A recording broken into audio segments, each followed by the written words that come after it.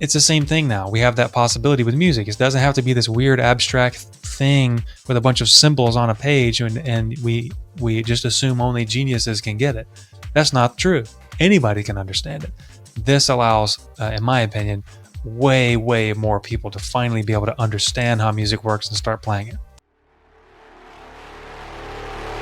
The future of music. The future of music. The future of music. The future of music. The future of music. The Future of Music podcast. Hey there, welcome. I am here. John is here. So I'm Ryan Withrow. I'm one of the hosts, Future of Music podcast. We are here. We are in action, and we are here to show you how to survive and thrive in the future of music. Man, this is a good one. This is something you sent me, John. Yep. Actually, this is something that you sent that I hadn't seen. I felt left out, and I had to start getting on the bandwagon and deep diving and going through there. But you know, I'm excited as heck because it's something we've been talking about for so long, so long, as in like I think episode 1 through all episodes. Like we've discussed this thing, and it's going to come to be. Just wait, and it's here. So I think we should start playing the lottery. What should people get excited about, man? What are we talking about? Yeah, so what's interesting is that the future is here, and it only took 3 months, 2 months, something like that. So we've been talking about this in the background for a couple of years. But then when we started the podcast, obviously we've been talking about this idea of AR invading the music education space, invading in a good way. And now it's here. So we're going to talk about something really interesting that lets you see how music can work and helps you with visuals. Most people have problem visualizing things, right? But if you can show them something in front of them, well, then they can automatically get it. They're like, oh, okay, that's how it works. I see it now, literally. So it's super interesting. We're going to talk about a really awesome tool that I found that lets you learn piano with a tool that doesn't exist. It's just, virtual, right? It's in your face, but we'll get to it and you'll see it. Yeah, the other thing in your face right now below the video is the like, subscribe, and alert button. Make sure you click it if you haven't. If you have, thank you. We appreciate you. And follow on your favorite podcast platform. This is something we've talked about for a long time. Specifically, you and I are guitar players. So we've talked about this idea of moving into this mixed reality world and being able to combine the education and the music learning space with guitar and all of that fun stuff. But this one is done. Like, it's out there. It's piano. It's known as PianoVision. And we'll make sure that we link everything in the show notes as well. And I did a complete deep dive into PianoVision to kind of bring it to the audience so you don't have to do the heavy lifting of going through the internets and the interwebs. You could just listen to us right now. We are your main source of education. You don't even have to look at anything else. So let's take a look at the video real quick of this release. This was specifically the release of PianoVision 4. What do you know? Quest 3. Number 4 already. Hey, look at that. What about it? So let's take a look at this quick video. If you're watching on the YouTubes, you'll be able to see it. And if you're not, you should, but I'll make sure that we just explain what's going on here. But let's take a look, John.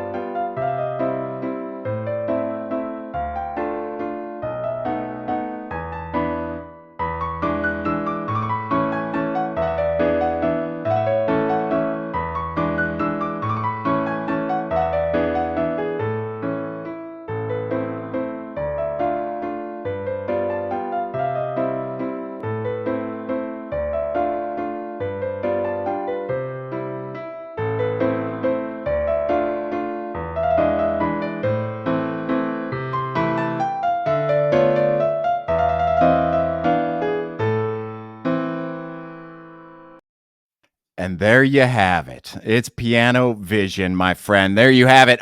So I would compare it to, for those that weren't watching, I would almost think it's kind of like a combination of mixed reality with like Guitar Hero in a way, right? I can You've got see kind that. of like the moving notes that you need to hit at the right time for the right length, displayed above the actual keys on the keyboard. Now, the thing I really like about it is that you can play it with an actual like MIDI keyboard or an acoustic piano, but also they have the virtual piano on top of that. So you don't even need the piano at this point. But I'm really fascinated by the idea of a physical thing being mixed with the VR, the AR, and the mixed reality world. A lot of things to talk about here, but John, first impressions on, we've talked about the idea of this. Now it's come to be, and did it meet your desires, or are you feeling like it's lacking so far? Any questions, anything you want to hit on? Yeah, so there's a few things. Number one, it's going to be interesting to see that this is a new space, and there's going to be a lot of players who come into the space and have their own take on how to approach this. One of the things that I really loved about PianoVision, the way that they tackled basically the tools, the support tools, the way that the things that can facilitate you practicing, the learning aspect. Kind of like the idea of almost like you said, like Guitar Hero, right? But you're playing a real instrument where the notes are coming toward you and you see which notes to hit, the duration. I also noticed I'm sure they have a fancy schmancy name for this, and hopefully we can talk to them soon, for the advancement of the meter or the measures. I think tying that visually with the rhythm, but allowing people to see what's happening, like with their eyes, I think that's really going to help people make a lot of connections with how does music move through space, move through time, that is, and connect that with just being able to not only play the right notes at the right time, but see what's happening. Because you get a visual understanding, and I think that's really interesting. I also really like how they have, like I mentioned, the practice tools. So I think the ability to have some kind of a dashboard where you can, let's say, turn up the speed or, play with a backing track or whatever it is, those are the things that I think are really going to help people move forward. Really fascinating. You talk about the learning stuff. So learning engine is one of the big things that I see and am excited about, actually. It's specifically a learning engine is what they're calling their system. Responds to real-time performance. And as somebody that practiced guitar the old school way, which was like take a 4-measure part that's really difficult and practice it so much that you can't stand it, and like don't play the whole song, but just that piece, and you just do that, it actually breaks apart the pieces that you're struggling with into snippets for you. And it'll like restructure a piece to suit your practice needs as well. So that'll make it make sense for you. But also you've got, I think they said 1,000+ songs and exercises. You can upload any track that's like in MIDI as well, and it'll start to transpose that and you can learn that. But I think the coolest thing that we've talked about a lot in terms of learning and the idea of actually learning music and an instrument and everything as well. They have a memory engine outside of the learning engine, and that's designed to reduce dependency on the VR headset. So you kind of saw it in the demo. In the demo, there was a point where you could kind of see up top some of the notes appearing, but then they were disappearing as they got closer to the actual physical keys, so that it's removing your ability to remember or see and rely on the actual visuals that are coming in. So it'll actually monitor if you're doing it successfully without seeing it. And then you can take that headset off and start to play those songs. So its goal isn't just, hey, play the game, it's fun. It is for that long-term learning process and memorization. The last two things, one is the statistics that I really like as well. It kind of scores you, shows you where you're at. Also, they do have that dashboard where you can slow it down. You can start to read sheet music. But the big one that we've talked about for a long time, multiplayer. So this is probably one of the first ones I've seen in the music education space for VR, where it's a collaborative thing and you can bring people in and you could actually play along with each other as well. So all in all, like really well-rounded, especially for, I think it's like $10 for the app itself. But it's amazing to me that we're here. It's already running on Quest 2. It's running on Quest 3. It's running on Quest Pro. And it's just a ton of people, massive amount of reviews. And we knew that we'd be here. So, yeah, I mean, I talk about the before, man. The before of I had my books up. I had to get them spiral bound. I had to go to like Borders Books to get them spiral bound, and so that they wouldn't fall off the music stand. Yep. And I'd just have to like highlight like measure 60 to measure 64, metronome click, go. And I'd be in there for like 4 hours.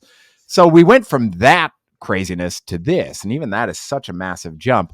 But yeah, what do you see as like the main benefit now, knowing that this is here? And we can't talk about it being in the future anymore because it is here right now. What do you say? What do you see as like that main takeaway, that main benefit for somebody that's like, I've tried the old school crappy way of learning music. Like, what does this do for them? What should you be getting excited for if you're in that spot? Yeah. So there's actually a couple of things. One is about the future. Obviously, there's always a future coming, right? And we can talk about that in a second. But to me, I guess the biggest breakthrough here that will help more people is accessibility. And what I mean is there's two parts to this answer. So one is we're taking all of the disparate, meaning separate tools that we used to need. You used to have to buy an actual physical metronome.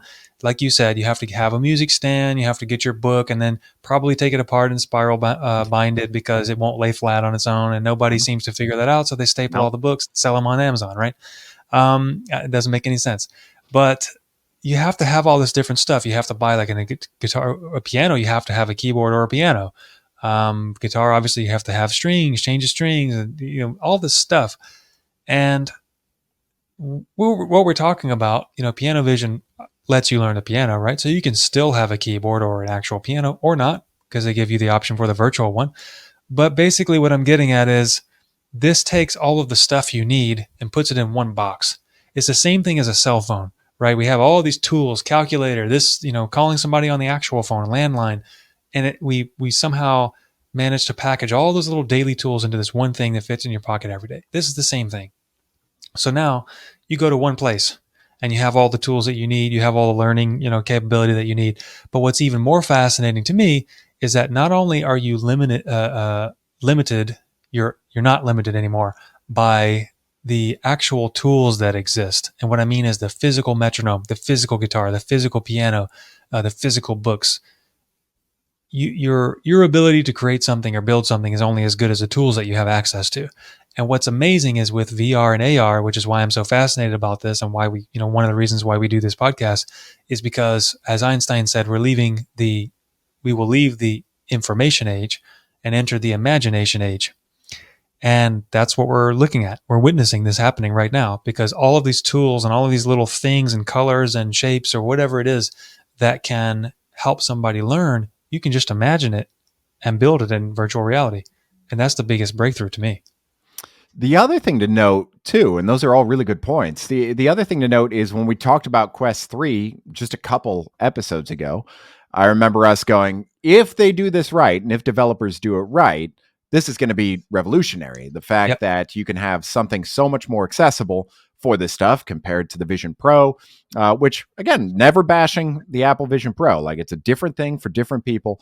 And I will probably be guilty of owning both of them at some point. So it's okay. But I remember us looking at their demo of mixed reality stuff. And at the time, the demo they had was a guy playing a board game on his table at home. And it was a question of, is it that great though? Is it going to really be a big thing? Are people really going to use the pass-through and the mixed reality in a really cool way? And it took like 1 week. I think it was released 8 days ago. The Quest 3 was released. So it was just 8 days ago. And we already have an organization, a company that is doing something with it far beyond anything we have seen. If you watch the video, and if you haven't, it's just isolating your actual setup. So you have your actual room with your actual keyboard, if you have one, on your desk, and it almost like blurs out with what we would call in design like a Gaussian blur, right? Everything else. So your focus is on the keys right there in front of your room. ready to go in your space. But it's a company actually using the pass through for what we were hoping they would use it for. And we're only 8 days into the process. So I guess my next question then becomes, obviously we knew this was coming. What does it mean for the future of learning music and music education now that we're already here? The future of music. We've been talking. It's only been 3 months, and we're already here. And I think we had been predicting this along with so many other people. But what does it mean in the now and in the future? Do you see more people starting to learn music because of tools like this?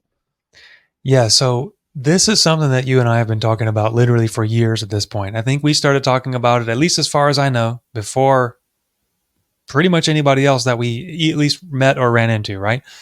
I always say that the two biggest barriers keeping from people from learning music and playing music, which most people statistically want to, the two biggest barriers are, number one, they have to learn some kind of a physical thing, a physical instrument, which is not natural. It's really hard. You have to learn for guitar, for example, where the heck are the notes? What are they all called? Where, all of that.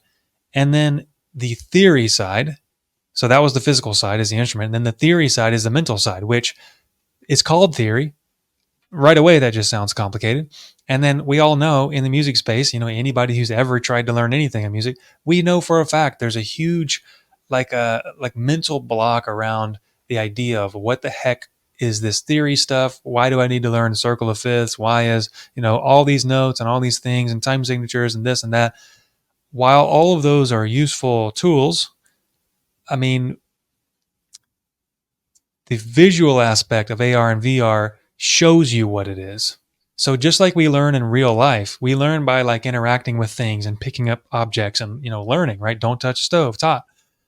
It's the same thing now. We have that possibility with music. It doesn't have to be this weird abstract thing with a bunch of symbols on a page and we just assume only geniuses can get it. That's not true. Anybody can understand it. This allows, in my opinion, way, way more people to finally be able to understand how music works and start playing it. And I would add to that, I think it's going to add to the number of creative players when you learn this way. I think so. Yeah, because some of the best guitarists that I've been fortunate enough to take lessons from and go into, I remember I always go in from like a strict theory mindset, and the best guys out there that are just killing it, and you're always like, gosh, what are they doing in that solo? This is beautiful. This is amazing. What are you doing? They're like, I have no idea. They're like, I'm just borrowing something from the song I learned, just by ear like 4 years ago, and it sounded good. I don't know. I think it's really good for people to start learning in a way that allows them to, of course, learn the mechanics and the physical portion of this, but to also just be learning by ear and not realizing it. Eventually, you'll realize that you've grown a ton in your ear training and your composition training. But instead of it being work that you have to do and you have to put in, it's just kind of a subconscious thing. And I think that's the best way to learn. I mean, you and I both know a great guitarist named Dan Williams, who we've done a lot of work with in the past. And I've known Dan ever since I was like really young. And it's like talking to Dan and being like, what are you doing there with that, minor thing? You're doing melodic minor back and forth. He's like, I don't know, dude.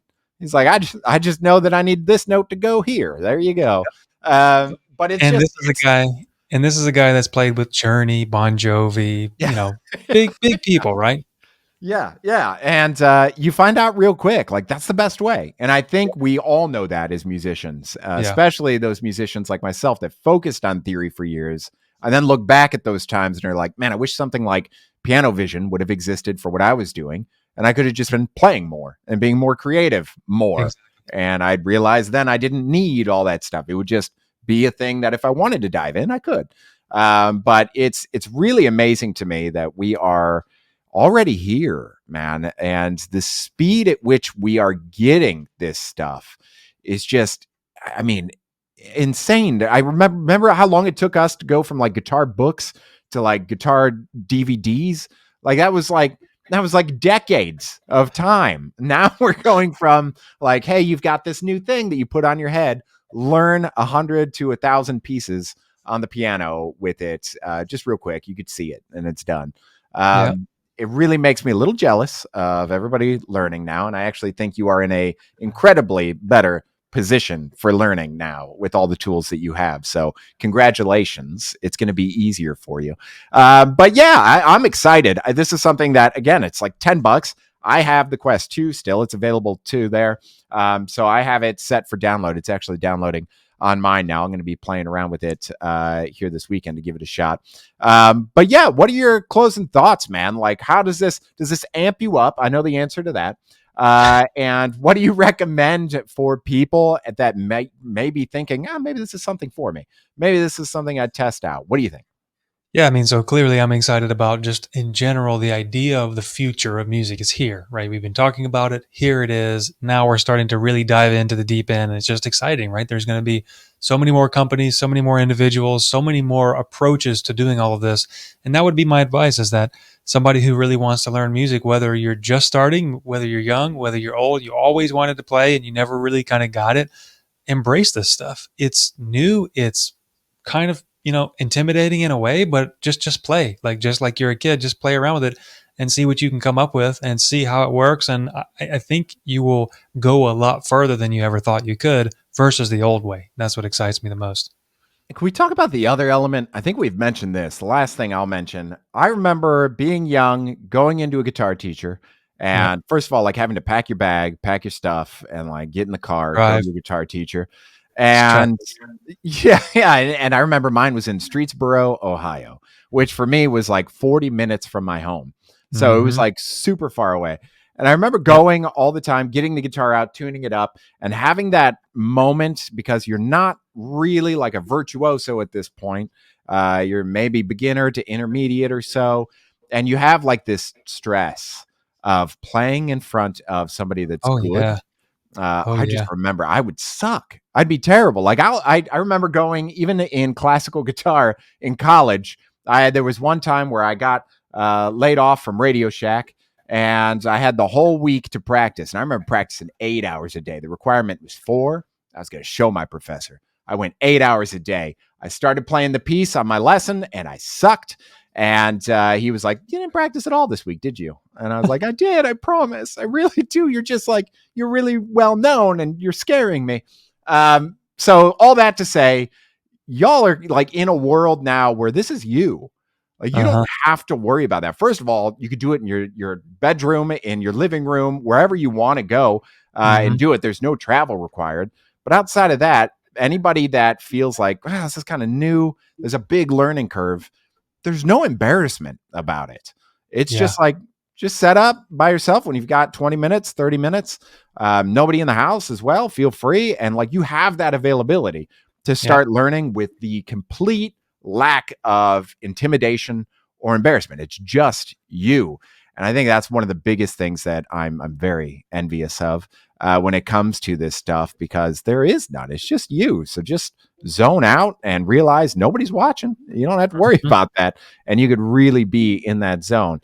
But yeah, man, it's exciting stuff. Exciting stuff for sure. So I am going to reach out to PianoVision, because I'd love to have them on here. I love what they're doing. You and I both love to talk to anybody that is in the space of music education and future music education, and really being a part of that. So I'm excited to chat with them. And again, I have linked everything, as in their website down below. Everything is in one hyperlink URL that is down there. I might have more things down there, but it's everything you need. Just click and check it out for yourself. And also, let us know if you're using this in the comments. We'd love to hear your experience with it. I've already read through so many reviews, super positive reviews. We'd love to hear from our listeners as well. And you should stay tuned and make sure you like, subscribe, and click the alerts, because I have to ask you. And you should also make sure that you just do that. And you should follow on any of your favorite platforms. And until next time, John, I appreciate being here with you and all of you listening and watching. And we'll see you again on the Future of Music podcast.